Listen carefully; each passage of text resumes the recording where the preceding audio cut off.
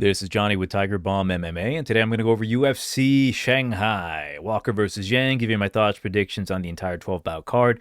Taking place in Shanghai, China, so all the Chinese fighters are going to have a massive advantage when it comes to the judges. It's going to be an interesting overall morning because it's taking place early morning for me, like 6 a.m., which is perfect because I actually have judging duty later that night, so it's going to be fun. And I actually, here's the fun thing, get to judge for the first time ever a bare knuckle boxing pro fight. So what that means is I'm not going to do anything. They're just going to knock each other senseless because these are low level guys. But before I give you my thoughts on these fights here, and God, I am so tempted to just for the whole thing, if I had more balls, just the whole video just recorded doing anyways, I'm going to give you my quick thoughts on UFC 319, which let me switch over now to indicate that I'm going to talk about UFC 319, Du Plessis versus Chimaev. Not a great night for me when it comes to prediction-wise because there's a couple things that happened that I was like dumbfounded by. I went like 6-6, so it wasn't my best night. I went 50%. Betting-wise, I had, well, I'll get to that, but I had one winning parlay.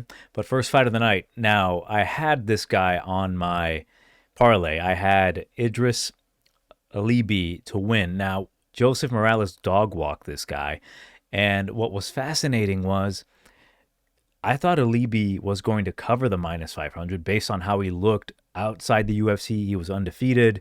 He looked good, beating better competition in my eyes. And Joseph, yeah, I know he was a very well-rounded, seasoned veteran, but on his Ultimate Fighter run, he did not look all that impressive, almost losing to a 14-year-old Mexican kid. And, well, the moment Idris started spinning back fisting at any given point when Morales got forward, I was like... I said, oh, that's not good. Yeah, that was not a good look. I kind of knew the end was coming soon. Morales looked like he was sandbagging almost his entire career because he did not look that good, and I guess he just pressured Alibi.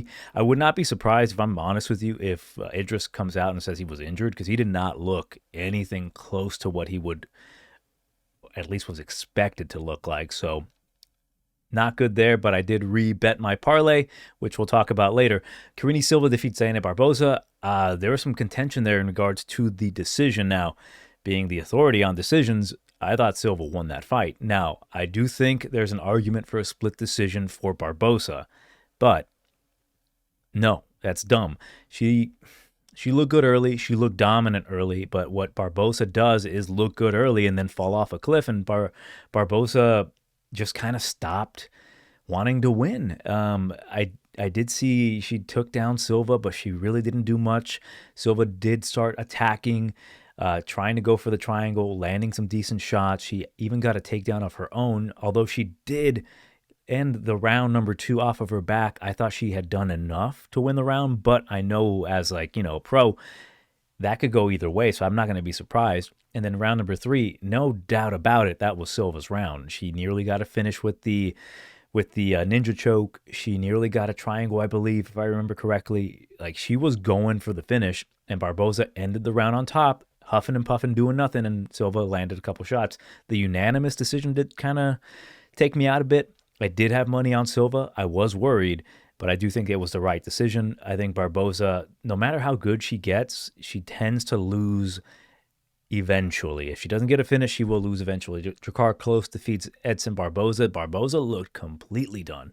Like, he could not avoid getting hit by the right hand of Klose. And I think it has something to do with as wonky as Bilal eye. So it was, it was pretty unfortunate. I did have Barboza by knockout, so that was a losing bet there. Next fight, we had Alexander Hernandez defeating Chase Hooper. What's funny about that fight, and this is what's interesting about fight IQ and the perception of losing, I think Chase was going to win that first round. The thought was that he looked uncomfortable.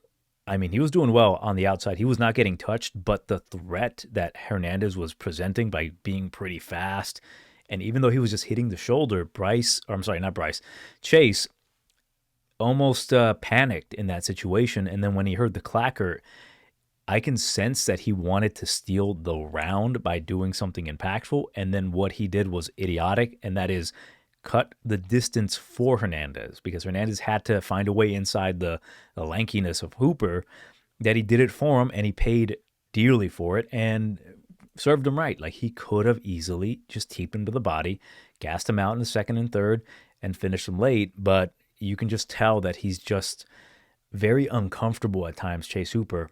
And I do think he's going to bounce back, and I do think Hernandez is going to look way worse in his next fight. I think he's going to fight Noche. He called that out. I just find it to be very fascinating of a poor lapse of judgment for Chase, who was on a good winning streak, but he made that one mistake of thinking he was losing. Granted, he could have lost that round on some judges' scorecards, but odds are he was probably going to be up that round 60-40, and he paid for it dearly.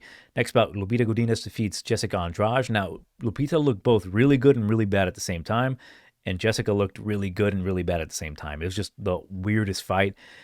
Jessica was walking down Lupita. Lupita was looking scared, and then she would land a beautiful combination that would, like, not necessarily rock Jessica, but stun her enough to be like, oh, okay, I guess I got to watch out for those, and she would get hit again before she even finished the thought. And then Godinez would just look so uncomfortable as well, but opposite to Hooper, despite being uncomfortable, she was actually landing good shots. And then in the third round, she kind of got walked down. I think Godinez, again, I mentioned it, is very talented. I think Jessica is good at what she does as being a marauder, but for Godinez, I think she 100% needs to get the hell out of Mexico, get the hell out of Canada, go to like AKA in San Jose, get your shit right, and I think she can be a real problem, but she won't do that. And then for Jessica, I can't wait to see her latest poses on the internet. Mikhail and Shashik easily defeats Gerald Meerschaert, because I'm a pussy. I did go doesn't go the distance. I did also bet, like on a side, Mikhail by knockout. Pretty easy. The Fighting Nerds are on top. Soon enough, you'll find out how on top they're going to be when I drop a t-shirt. But for Meerschaert, he looked so slow. He looked just uncomfortable, and it is what it is. That's what happens. I'm expecting him to get a title shot soon. He wants to avenge that loss to that homeboy Chimaev. Next bout, Bangsar Susarkayev. Susarkayev, S-U-S, as sus. Very sussy first round. I had him in another parlay with Mikhail. Doesn't go the distance as well. And Eric Noland. Here's what's funny about Eric. He came here to fight. I was rooting for him, but not rooting for him to actually win in general. I had Susarkayev by finish. He hurt him bad. Susarkayev was suffering from that, like, I've never been beaten syndrome before, and then he was like, oh shit, this guy's a lot tougher. I expect fully to see Nolan drop down in weight, be minus 500, and fight a guy that is not up to his level and actually lose that fight. That seems to be what happens. Like, a guy looks good in a loss, super favorite, and then he loses to like a bum. Like the ghost of Trevin Giles comes back to like welterweight or something. For Susarkayev, I think he is going to have a very good run in the UFC. I think they're going to like select good opponents for him. And same thing for Nolan. I think they're going to give him a good opponent for him to beat, but be wary about that. For Susarkayev, I actually expect him to look better because this was like, you can consider this his first professional loss if you think about it. If you lose your first round, I haven't watched his whole catalog, but let's just say that he considers that like, yo, I almost got finished. He can learn from that, and he's going to look better in the next fight. Tim Elliott defeats Kai Asakura. Now, remember how I was like, oh, that's not good. When Kai lost, it was actually... I said, holy Lord, that's even worse news, you know? Yeah, I needed Kai inside the distance, and similar to Chase Hooper, Kai was very uncomfortable with the weirdness of Tim. And here, I'll say this, like, yeah, I lost my parlay. It sucked, and I would have done really well. But the fact that Tim Elliott won by just being a goofy motherfucker was like, yo, I can't be mad at that. The fact that he finished Kai Asakura is like dumbfounding. Like, where are we at with these one guys and these like risen guys coming over, Bellator guys coming over? It's just unfortunately proving that no matter what talent you have, no matter how good they are, the most mid guy from the UFC is probably going to kick your fucking ass. I don't know where Kai goes from here. Like, I'm dumbfounded. He should have easily dispatched him. He never attacked the body correctly. It was just a horrible look.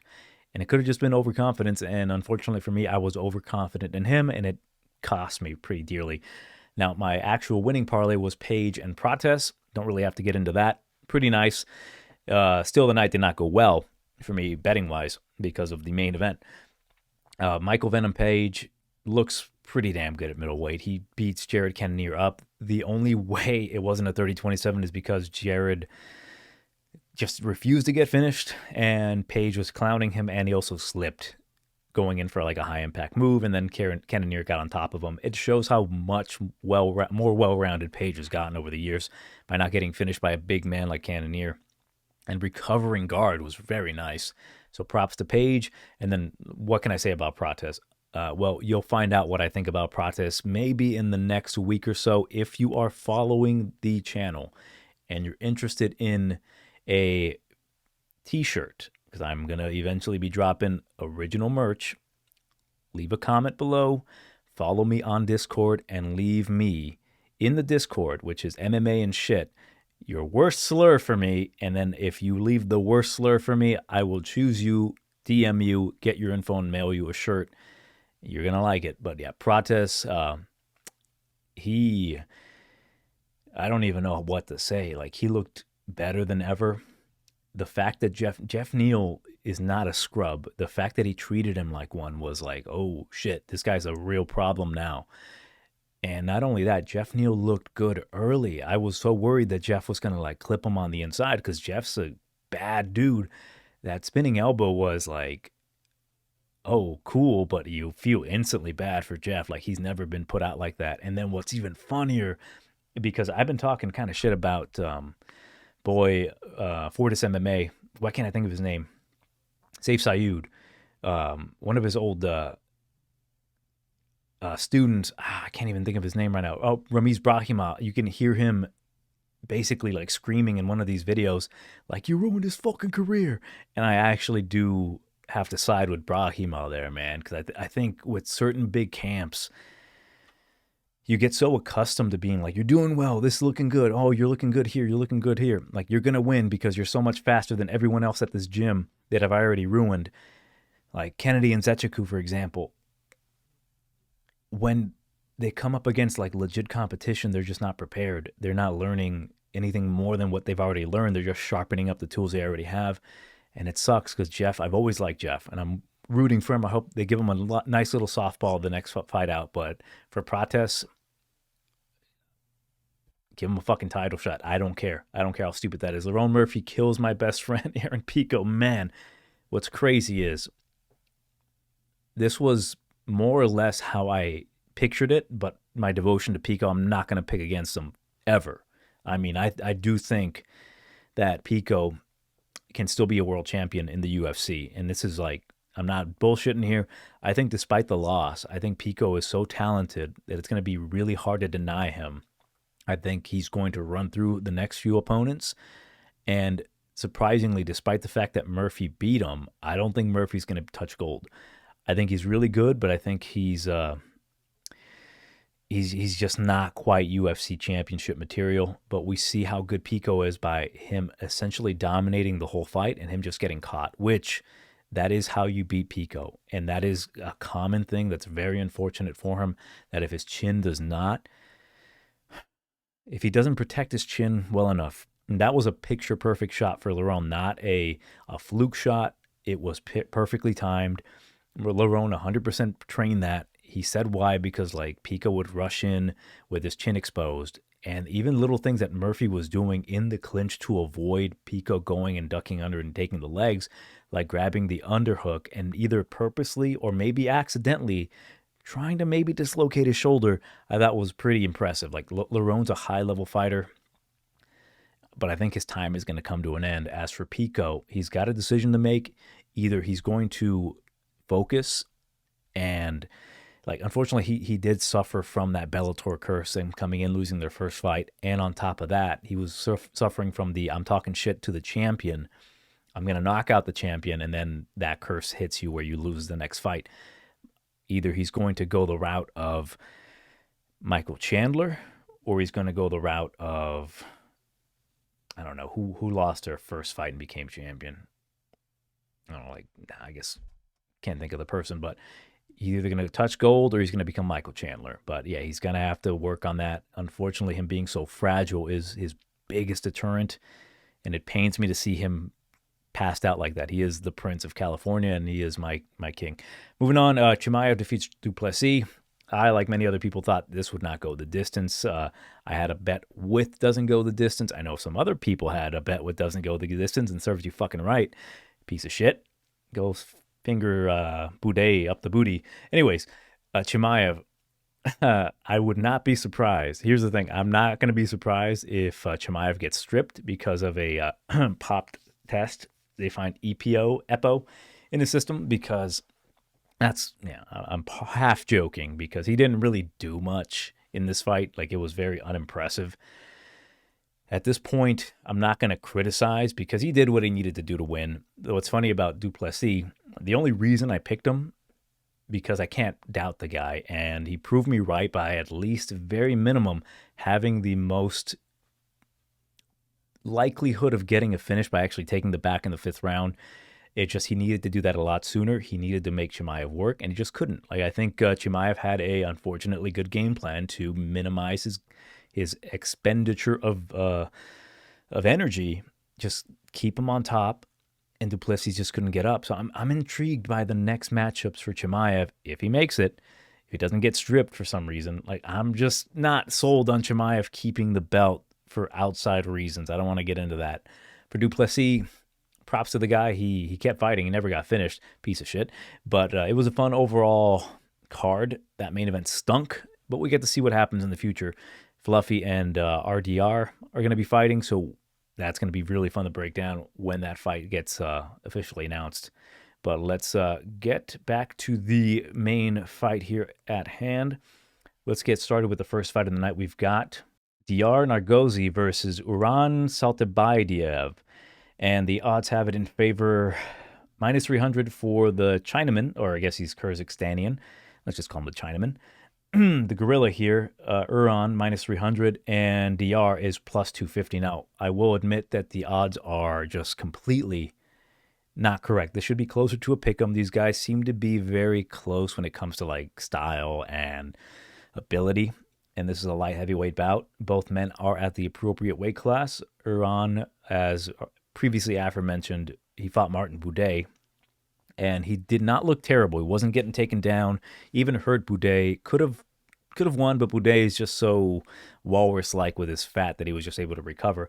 And for Diyar, what's interesting is that he lost to Brendan Ribeiro, who I think is one of the lower-level guys in the UFC at this point, guy who got brought in from the Contender Series.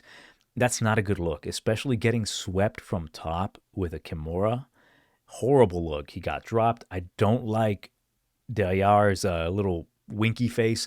I can't stand it. I think it's like a big disadvantage for him, and he should be the rightful underdog. The thing is, I do think he is capable of winning this fight. I do think that if he makes weight, because he missed weight his last fight, maybe he was injured, I don't know, I don't care. But ultimately, what I do like about Uran and why I'm picking him by knockout, the guy will fight. This guy's not going to be winking and then poking his eye. He's going to come after you. And on top of that, I do think his reach advantage is going to come into play. I do think his diversity of striking is going to come into play, where he's going to eventually land a shot. Now, I'm not uber confident in it. I think it's a really good fight to start the card because we get to see where these guys are at. I think it's a dog or pass. I think if you're going to go with Uran, maybe go by TKO. This guy finds a way to get a TKO. The thing I don't like about him is that he gets way too wild sometimes, but what I do like about the wildness is that he's never too wild where he's incredibly defensively irresponsible. It's mostly when he's got his guy, pushed against the cage and he feels no threat. And I think he is going to more or less do that. So I'm going to go round number 2 TKO. Not confident in it. I think this could go the decision route. But when it comes to these two guys, I just think that there's a little bit more fight in Uran than there is on Diyar.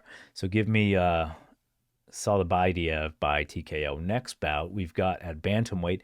Very intriguing bout, considering, Zhao Long or Long Zhao, the way he fights and the typical outcome of his decision victories, they go to split decision quite often. And if I'm going to be honest with you, like not even considering their abilities, what they do well, I think regardless at plus 120, I think he's worth a shot just alone in him getting a cheeky little split decision.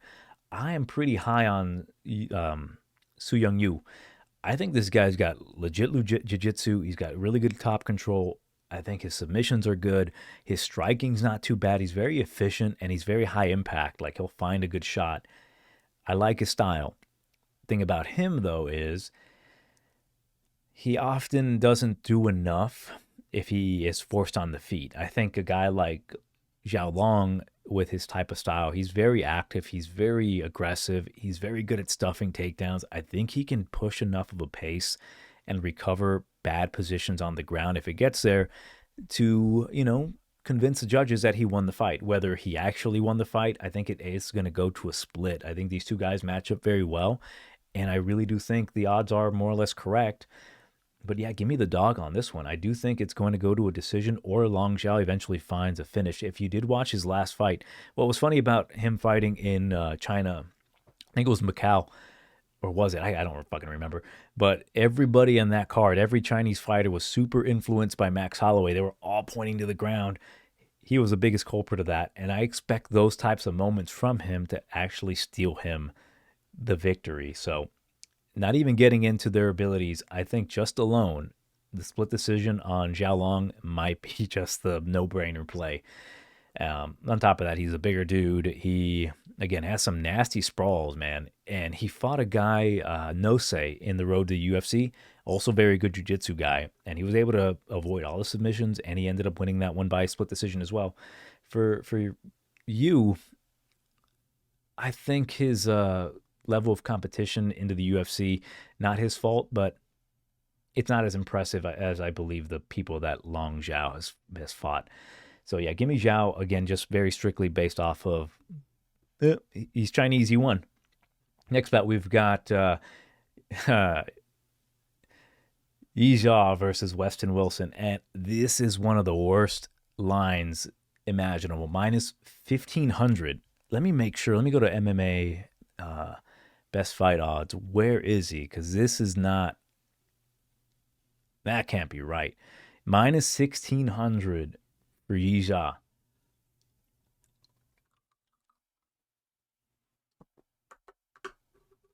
That's fucking stupid. I don't think Yizha is or should ever be that big of a favorite. I like the guy. But Weston Wilson plus 775. Auto bet all day.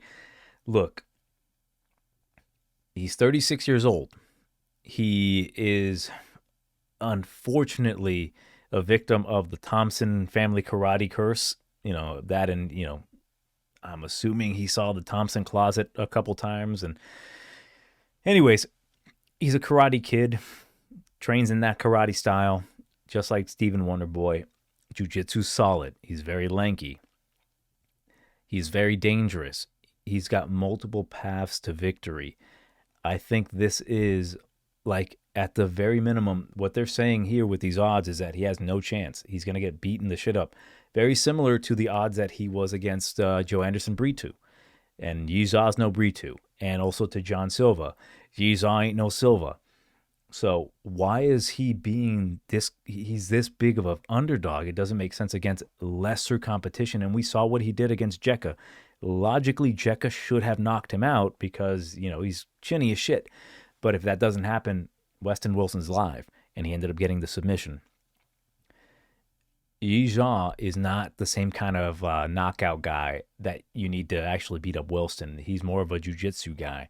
He does have some good striking. He's not a bad takedown guy, but that's going to really play into the game of Wilson where he's just a longer dude, and I think his jiu-jitsu solid enough to maybe discourage discourage Yizha to get into his guard. And I think there's chances that he can go for leg locks and go for triangles. And on the feet, I do think that he's good enough to avoid getting hit hard, kick him to the side, like side kicks, just long range weapons. And I think there's some value on him. I'm always looking for the upside in Weston Wilson because he's always capable of pulling something out of his ass. But when I tell you, when I taped him for the first time when he fought Brito, and I'll never forget it, I'm sitting down at some office doing research on him, and I said, if Brito does not knock him out in the first round, he's a fucking bum. And luckily he did. This guy is in the wrong weight class. He's been in the wrong weight class at featherweight for years. He should have moved up to at least lightweight. His body is just so depleted. He's so skinny, very bird chest, bird bone, very hollow out. And I think had he moved up, he might have had way more success and had more durability. But he decided to have that, hey, I'm the bigger guy in this weight class. I'm going to run through these guys, but that durability is just shot. So because of that, he should always be the underdog in a UFC fight. But it just doesn't make sense to me. I think the odds are way off. Like, I have to go with the underdog here. It's fucking stupid. I know. And here's the thing. I know he can get knocked out by the dumbest punch that Yizha can throw. If he comes out here, like, aggressive and, like, I'm going to prove a point for my Chinese brethren, he's probably going to look minus 1,500. But it's not 100% that he's going to look like that. I think it's closer to at least, like, 35 to, like, 65 that it's going to be Yizha maybe winning. That 35% is way better in my eyes than the very lack of chance that these odds are giving him. So to me, it's make him at least like a 4-1, 3-1 favorite, Yizha, not a 15-1. That's fucking stupid. So for those reasons, give me Weston Wilson to win this one. I think he can actually get a sub off here. I think he's so goofy, crafty, and at the very least, he can just play touch button, keep away, and I think he can do that very well. Again, odds are Yizha's going to win, but I don't think Weston Wilson gives a shit about the odds. Moving on, we've got Michel Pereira versus Kyle Daukaus. I'll make this one very quick.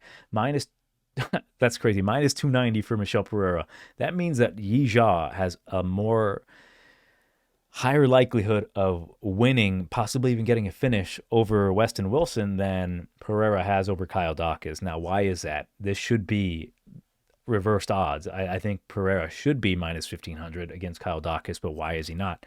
Well, because Pereira shit the bed his last fight. He got destroyed in his last two fights. One physically by Fluffy Hernandez, and the other one emotionally and also physically by Abus Nurmagomedov. Magomedov, my bad. Anyways, Michel looked like shit his last fight. He didn't try. He looked broken. But I will say this, if he has anything left in the tank, he should be able to get rid of Kyle Daukaus. I mean, give me round number 1, Pereira. And I need to get into a little bit more with Kyle Daukaus because he's plus 240. Is there value on him? Yes, there is. There is value on Daukaus if you believe Pereira doesn't have it in him anymore. Is that performance from his last fight against, better competition a sign of the end? It wasn't just that he was fighting a boost. It was that he was not fighting. He did not look good. He just seemed so broken. Even his walkout was terrible. And I was there in UFC Kansas City, and this was like I literally did not get up for any fight other than this one. I went to piss. Biggest fucking hooray of my life because I didn't want to miss anything else. Like Randy Brown was going to get a nasty knockout. Kyle Daukaus, I taped his CFFC run. And who was it? I think Robert Gidron. He looked pretty solid against that dude. He looked real good. His hands looked good. He looked confident. Like, yo, my face is healed. Nothing's going to stop me. And then he gets dropped and he looks just like the old Kyle Daukaus where he gets hurt bad and he covers up and he's panicking and he's shooting.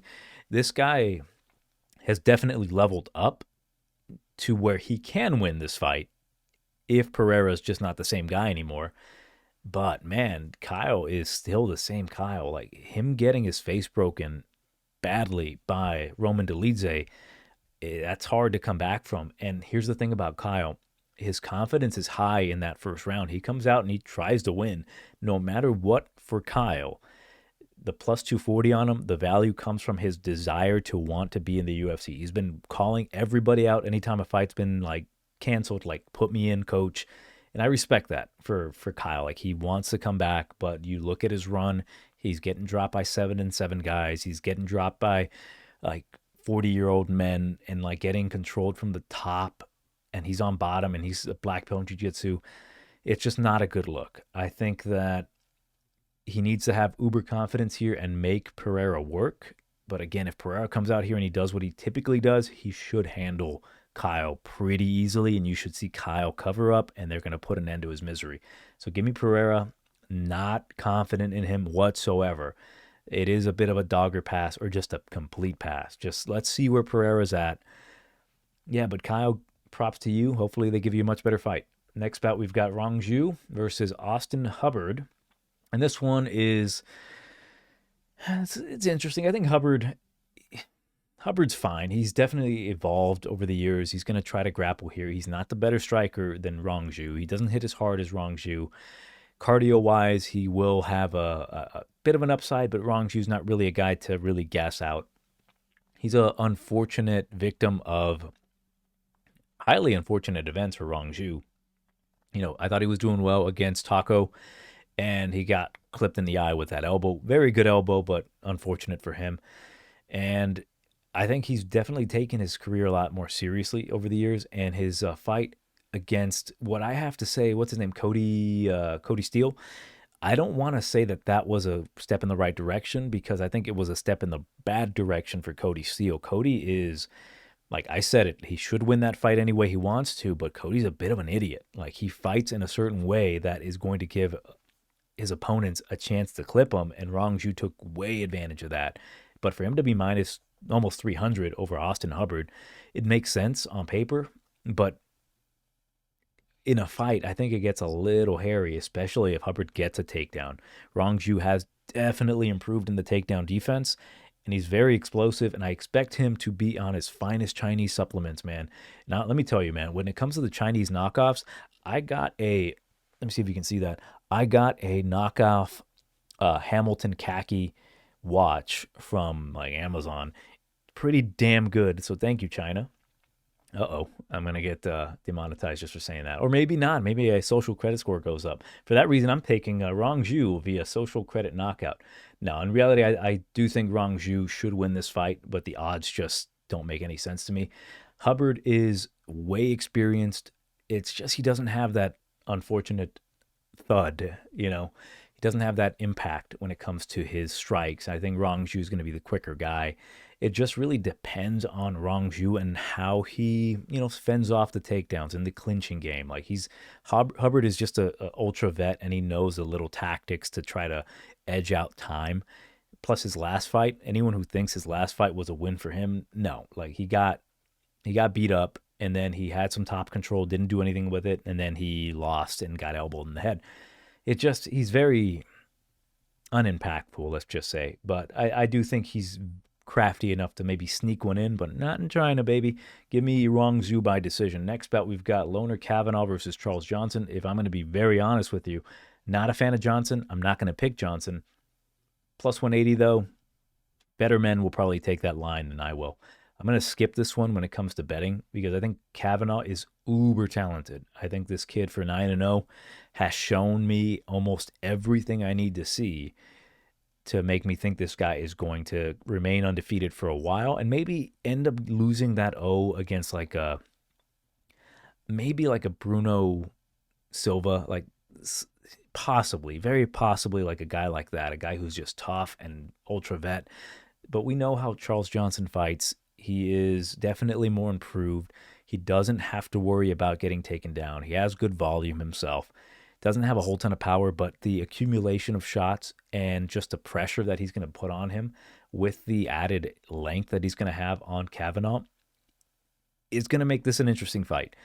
But I think Loner, his speed, his power, his ability to cut angles, get in and out, and even go in for his own takedowns. Like in his last fight, I thought that was a good look for him against Felipe Dos Santos.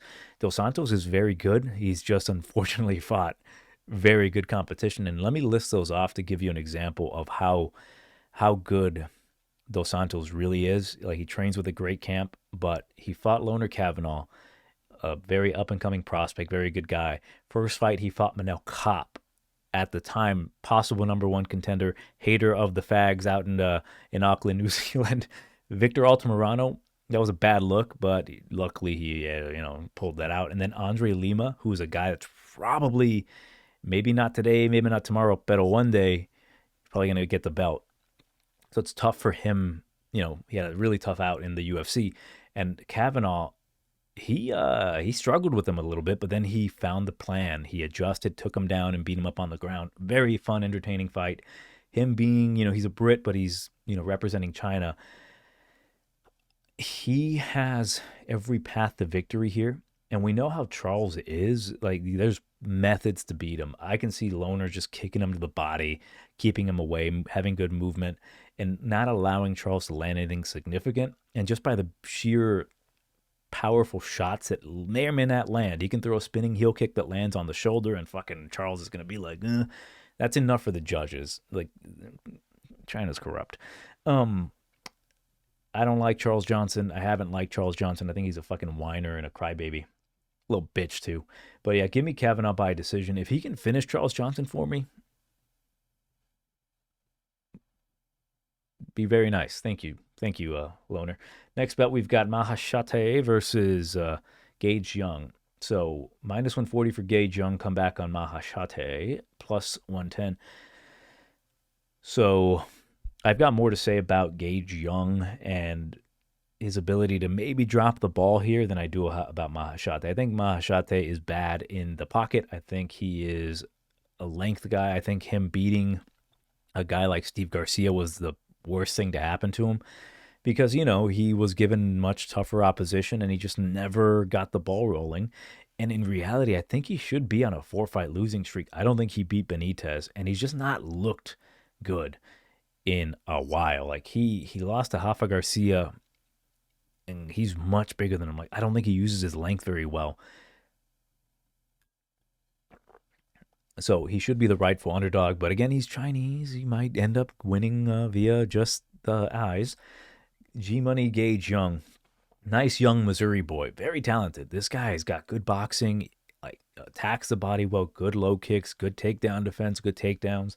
Highly, highly, highly impressed with his tape outside the region in the UFC. But when I see him fight in the UFC, like in his UFC debut, it almost seems like the lights do get the better of him. Like, he just doesn't have that same je ne sais quoi when it comes to like the punching power. Like, you see him knocking bums out and he looks great, but in the UFC, it's almost like he doesn't trust himself. Like, me just watching a couple of his like fights, like the ones that mattered, the Sal killed fight, he looked good there, but like he couldn't get him out of there, and he didn't know what plan B would be. And against his debut in Evan Elder, props to that fight. Like, he didn't look terrible, but it almost seems like the threat of Elder and his athleticism he just didn't pull the trigger hard enough. It was short notice. So I'm going to give him a slide there. But now they're giving him like a bit of a layup here where he can like use his combinations and get inside and land hard. But will he? And that does scare me a bit. I'm going to pick Gage, but I'm not quite sold on him because, I like to look at the psychological edge. Sometimes I see things that may or may not be there. Sometimes they are there. I just don't see them. And sometimes I do see them, but they don't come up into another fight. This is one of those that maybe I am right about Gage Young. Like, he's super talented. It's just, you got to implement it. You got to go for it. You have to stop just, let me hit the body. Like, he seems to want to find the right shot, but he sees it. He just doesn't take it. You know what I'm saying? So give me Gage Young. If he does find that shot, I think he can put out Maheshate and hurt him, and at the very least win a decision. But I think he has to get a finisher. He has to have an impactful moment. That way the UFC can be like, hey, this guy's pretty good. If he doesn't, he needs to show how good he is in the moment. And just a little bit concerned about him. Considering this is a prelim fight with a 9-3 guy, only one fight in the UFC, technically, maybe I'm going a little too much in depth with him, but I really do think he's got something to him. He just needs to actually unleash it. So give me Gage Young by TKO round number 3. I think he'll attack the body, but he just can't do it at distance. He has to go in there and like land hooks. The body of Maheshate is going to be there, and he tends to kind of be pretty bad in the pocket. Like, his boxing's not very good. I think Gage's is really good, and he just has to land in combinations with power, not with just pitter-patter shit. So Gage Young, round number 3, TKO. Next bout, we've got, Tyalake Nueraji. Super Saiyan is what we'll call him here versus Kiefer Crosbie. Welterweight bout. This is the main card opener. Look, Kiefer is plus 280. He's super experienced, but with that super experience comes a lot of tape. And with a lot of tape comes a lot of analysis. And that analysis tells me that maybe Kiefer Crosbie should just bare knuckle box. The guy is a black belt in jiu-jitsu, but I think he just bought a white belt and he dyed it himself. That way it looks more natural. He gets choked out by some of the worst guys sometimes. Like, man, it's just, I don't know what to think about this guy. I like his boxing. He has had some boxing fights in the past. He's very, very aggressive, and he you can just see he wants to win. But Big Dick Kiefer here, BDK, just seems to crumble in occasions. Like if he doesn't get you hurt and he doesn't have that like haha moment, he reminds me quite a bit of what is his name? I don't know if I even want to say his name because he might be going to jail in Mexico, but he reminds me a lot of the New York badass Phil Baroni, where it's like he'll look like the best ever if he lands that 15 punch combination against the cage, but if you show up and be like, I'm not gonna go down, you're like, oh shit, what's my plan B? For this cat here, Super Saiyan minus 340, this guy is a finisher, and he's a big dude. He's 6'2". And if I'm going to be honest with you, I taped him and I don't remember a damn thing about him. I just know that he is a decent enough finisher. He's a little raw, but I think even with that rawness, with that size, and with the ability for Kiefer to crumble, I know that this kid's going to be very aggressive moving forward. And he definitely is. He wants a finish. But again, like he's not necessarily beating the best competition, but he's beating decent competition. He's gotten some submissions in the past. I fully expect this guy to come out here and do his countrymen proud. I just think that this is more of a, hey, Kiefer, do us a solid. Like, let's get another win for this kid in China. And if you beat him, then we'll still cut you because fuck you. But yeah, give me Super Saiyan here to win by knockout in the first round. I would not be surprised if he finishes Kiefer with a submission because Kiefer's just... Yeah, SBG Jiu-Jitsu, I suppose. Next bout, we've got Sumadarji versus Kevin Borjas. And the odds are pretty close. We've got the Tibetan Eagle here, minus 150. Come back on Borjas is plus 130. Borjas looked good in his last fight, mostly because Lazy Boy looked so bad. And the thing about Lazy Boy is that I went back and rewatched that fight just to be certain. Borjas is good. He's always been good. But like when I look at his competition... And even the guy he beat on the Contender Series, that guy's not doing so great. What's his name? Victor Diaz. He gassed out trying to take him down and got his ass beat eventually.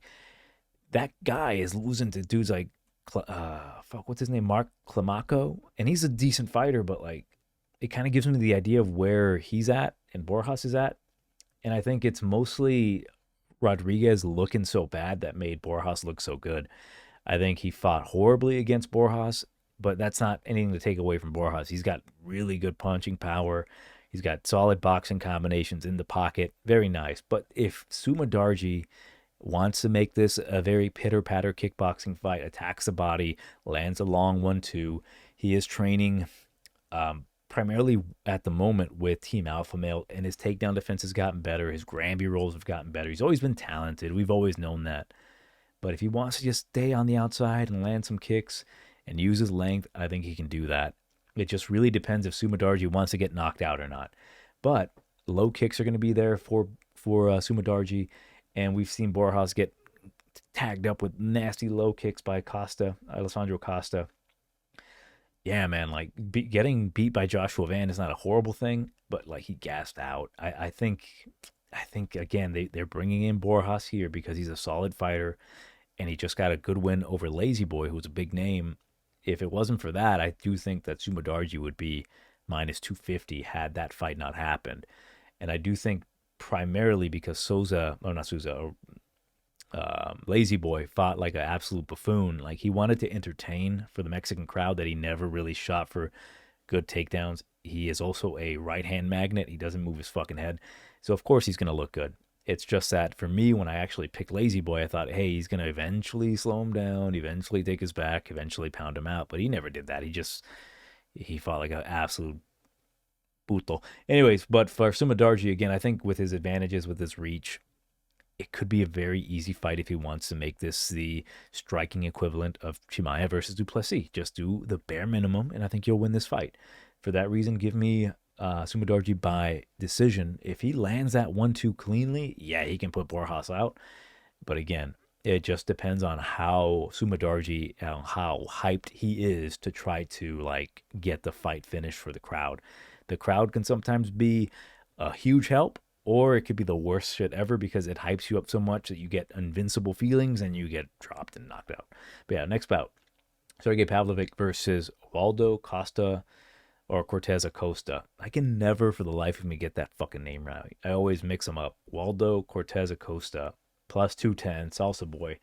Sergey Pavlovich, minus 250. So, look, I'm not going to mince words. I'm going to take Pav.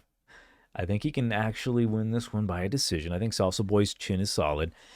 But a couple things. His last fight was a good sign in the right direction because it made me feel like I can be a professional coach. Because I said, this dude needs to use his physicality, his strength, his size. He hits fucking hard. People don't want to get hit by him. Mix in a takedown or two, man. Like, that could have helped you against Volkov, and it helped him significantly against Rosenstruik, where I actually said, like, hey, the takedown line over 1.5, like, it's plus like 800. I ended up taking it. It cashed to the point that, like, I was getting pissed because, like, he did get a takedown, but I think it was ruled a slip, and then he actually got like 2 or 3 more takedowns. So, like, let's fucking go. That's a good sign. Imagine having a nuclear weapon in both hands and people being so afraid that they run away from you. But at that point, what can you do? Take him down. I think if he does that, I need to see that from Pavlovich. We know he's got nasty NATO boxing. Like, he'll just alone with those hands, he'll destroy NATO. I want to see Pavlovich evolve a bit because, again, if he's so big and he can lay on top of dudes, do some good ground and pound, I think that is one of Acosta's biggest weaknesses. He, in my eyes, lost his last fight to, I'm trying to make sure I don't look at the name, Sergey Polar Bear Spivak. There you go. I thought he lost to Spivak. I think Spivak was landing some good shots on him. It's just that Salsa Boy, the judges absolutely love him. Like, he hypnotizes him with his little wiggle. It won't work here, though. I do think Pavlovich is the play. I think he should win this one. I don't know if I want to take inside the distance. Again, Acosta Cortes. Damn it. Cortes Acosta has a solid enough chin, and he will be throwing hard. But I think between the two, if Pavlovich can be defensively sound and just be very smart, he should win this one pretty easily. The fact that he did implement a good game plan his last fight by mixing in takedowns. Imagine a giant Russian on top of you who can not only keep you there and or knock you out on the feet. Like, you'll rather be more content just being on the ground and hoping he doesn't finish you. So give me Pavlovich by a decision here. I think this might be a little bit too much too soon for Cortes Acosta, but he does have a punching chance. Like, he does have that fastball right hand, which is fun to watch. So Pavlovich is not a guy that hasn't been knocked out, but typically it's guys that can land with absolute speed and he doesn't see it coming. And I think that right hand in the early rounds could be a pretty big factor, but later on, I think Pavlovich mixes things up, clinches him up. Imagine that again, a giant white specimen, let's just say, just holding you up against the cage, kneeing you to the body, elbowing you. Like, I need to see more grittiness from Pavlovich. Moving on, we've got Brian Ortega versus Aljamain Sterling. Sterling minus 350, 305. Come back on Ortega plus 240. This could be an intriguing matchup depending on if Sterling wants to, like, I want to see my jiu-jitsu. Sterling has solid as BJJ. And here's what's interesting about Sterling. Say what you want about him. I've always liked Aljamain Sterling, the person, like, outside of that stupid-ass Funkmaster gimmick that he tries. He seems like a genuinely nice guy. And he's very honest about stuff, and I can respect that. He's talked about, like, yeah, me and Brian are pretty friendly. Like, it's going to be the first time I fight a guy that's friendly. He's always been very like blunt, like, oh man, I got knocked out, like back to the drawing board. And I can definitely respect his move up in weight and actually looking good. And on top of that, he gave Movsar Evloev a really good run for his money. And on top of that, with him being more healthy at this weight class, I think the power is going to be there. He's always had that funky striking, good teeps, good volume. And it's just him getting kneed in the face and him fucking falling to the ground that just was always going to bring me to not liking him for the fighter. Person, not so bad. But in this case, I think this is one of these matchups where it is his fight to lose. I think he's better than Brian Ortega at the very moment in almost every possible way other than like, BJJ off of his back. I think as long as Streling is very careful, like he's going to have the wrestling advantage. He's going to be able to ragdoll Brian. It just depends on if Brian's going to like go up for a triangle. Like he's super dangerous, man. Like this guy is awesome to watch, and he's got affinity to get a late finish as well. So if say Streling gets exhausted playing jiu-jitsu with him, I doubt it, but maybe Brian can take over. But I do think this is Sterling's fight to lose, and I think Streling has even a good chance to be the first guy to finish Brian by rear naked choke. It's not a very high likelihood, but it is a possibility. It's definitely going to be there. I do expect Aljamain to take his back. I love this fight. I think it's where are you now, Brian? I love Brian Ortega. It's just, man, he's just not been looking the same. I think he's taken way too much damage, and at 34 years old, I just think that this dude is nearing obviously the end of his career. And where is he? Like, is he mentally there? He's gone through a lot of stuff. His last fight, like I knew he was going to lose that last fight with Diego Lopez, just the way he was talking. And it's just, it's almost like he's doing it for the money. At this point, he's like, yeah, I wanted to fight. I was going to give away my purse to this charity or whatnot. And I'm like, yeah, it's all fun and dandy, but you got to fight to fight. You don't want to fight for a paycheck. And when I start hearing that, I'm like, this could be the end. Like, as talented as he is with his jiu-jitsu, it could just be like, hey, I'm never going to be champ. Let's see what I can come and do out here. Maybe I can win this fight, maybe not. He's clearly not going to have the wrestling advantage over Streling. He's not going to be as strong as Streling. He's going to have the boxing advantage, but is he going to be able to outbox Streling for 3 rounds? I don't know, man. Yeah, give me Streling by a decision here. And then main event. Great fight here. Main event at light heavyweight, Johnny Walker versus Mingying Zhang, the Mountain Tiger. So automatically, I can't go against one of my own. I've been profiting off of Tiger forever, right? I didn't know who he was in the road to the UFC, but after he knocked out that bum Tuchel Tokos, who was like minus 500, I was like, yo, who is this guy? This guy's awesome. And his nickname is cool as shit. And then when he came into the UFC and he fought Ribeiro, I'm like, there's something about this guy that makes me think at plus like 110 or plus 120 that he can get that knockout. Like this dude, 19-6, he has knocked out a bunch of bums outside the UFC, which gives you the allure that maybe this guy's a piece of shit and he doesn't deserve to be here. But there's certain aspects about him that is impressive.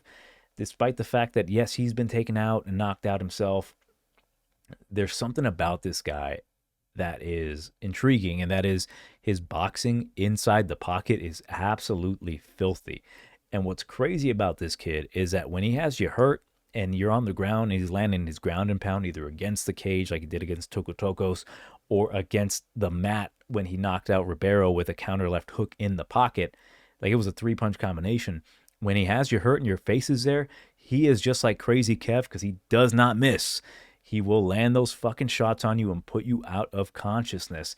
And that is the biggest issue with Johnny Walker. As talented as Johnny is, and as much as I love Johnny Walker, like he's a fun dude, but man, big eye opener for me is that no matter how hard he trains, where he trains, if his jiu-jitsu gets better, if his takedowns get better, this guy is an opportunistic finisher, whether he's just flying kneeing you 20 feet in the fucking air and takes your head off, or he just hits you with like the dumbest head kick that misses you and hits you with a back fist. Like this guy's an opportunistic finisher, but dear Lord, inside in the boxing range, he is god awful. But the issue that I could see where Johnny can take advantage is if Yang gets a little too overzealous, which he tends to get. He's not like this perfect fighter. He gets hit quite a bit. And if Walker can hit him at the end of a punch, it could be pretty ugly. So this fight's not going to go the distance. Luckily for my previous prediction of the Olenjacek versus Mearshart, I said if that fight went the distance, I'd cut my cock off. Luckily, I'm still attached with it. If this fight goes the distance, it's coming off. I don't foresee that happening. But realistically, I do think that Zhang is just the much better boxer in the pocket. I think he's very smart. I think he has very hard low kicks. I think he attacks the body well. He's got a beautiful side kick that he can hit to Johnny Walker's body. And once he gets in close safely, if he starts unleashing uppercuts up the middle or just anything, he just has to be very wary of, say, maybe running into a Johnny Walker elbow or getting into the plum from Johnny Walker. There's definite danger there. I don't think the odds are correct. I think it should be at least like minus 250 for Zhang. At the very best, minus 260 for real. Almost minus 400. I understand he's got every advantage being in China and, you know, being with this crowd. But Johnny's a disruptor. He will disrupt. But again, when I'm looking at him fight Oezdemir was very patient. He walked him down. He attacked the body of Johnny Walker, which dropped the hands. Johnny did not like those body shots, and I think if Zhang can invest in the body early, and he will more or less fight the way that Oezdemir fought. And by doing so, I think the head is going to get exposed. And Johnny, unfortunately for him, a little bit of the Pico problem. He gets hit just right, and he just does not react well at this weight class. I would like to see Johnny move up in weight. At this point, like, I think light heavyweight might be draining him enough for him to just be fighting goofy. He's been knocked out by worse competition. Give me Zhang to win this fight. Again, I have not bet against him. He's made me quite a bit of money, either as a dog or inside the distance. This guy doesn't see round number 2. I would just stick with the under or doesn't go the distance. These two guys are going to come out here and fight, and one's going to go down. Odds are it's going to be Johnny Walker. But yeah, man, like, let me know what you guys think in the comments regarding this card. Remember, though, if you do want that chance to win a Carlos Prates custom shirt, which maybe I'll show you a sneak peek right about. Anyways, if you're interested, join the Discord. Link is down in the description. Make sure you like, leave a comment, and again, in the Discord, give me your worst slur for me. And you better come correct, because I've heard way worse than what you're thinking. But yeah, Johnny Tigerbomb MMA. I will see you next week.